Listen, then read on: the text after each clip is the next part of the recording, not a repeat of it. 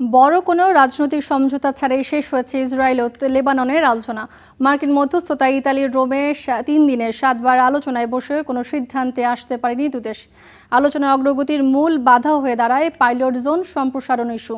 তবে যুদ্ধবিরতির পর নিরাপত্তা কৌশল নির্ধারণ, কারিগরি ওয়ার্কিং গ্রুপ গঠন এবং বন্দি তালিকা বিনিময় নিয়ে কিছুটা অগ্রগতি হয়েছে। কোনো সমাধান ছাড়াই শেষ হলো ইসরায়েল ও লেবাননের আলোচনা।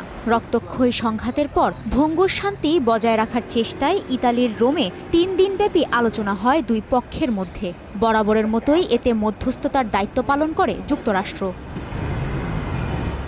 লাগাতার 3 দিন আলোচনা হয় মোট 7 দফায়। তবুও শূন্য ফলাফল নিয়েই শেষ হয়েছে আলোচনা। কারণ সীমান্ত সংলগ্ন পাইলট জোন সম্প্রসারণ নিয়ে সমঝোতায় পৌঁছাতে পারেনি কোনো পক্ষই।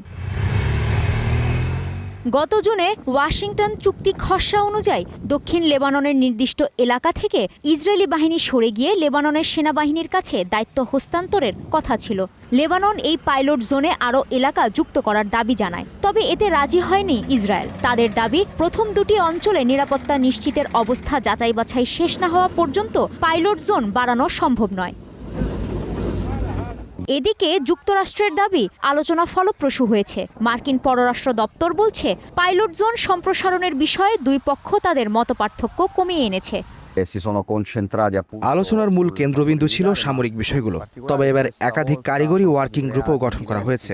সামরিক ইস্যুর পাশাপাশি দুই পক্ষ সমুদ্র ও স্থলসীমা সহ সীমান্ত নির্ধারণের বিষয়ে আলোচনা করেছে।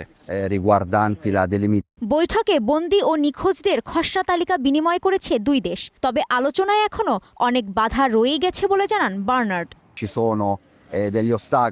এখনও বেশ কিছু বড় বাধা রয়ে গেছে।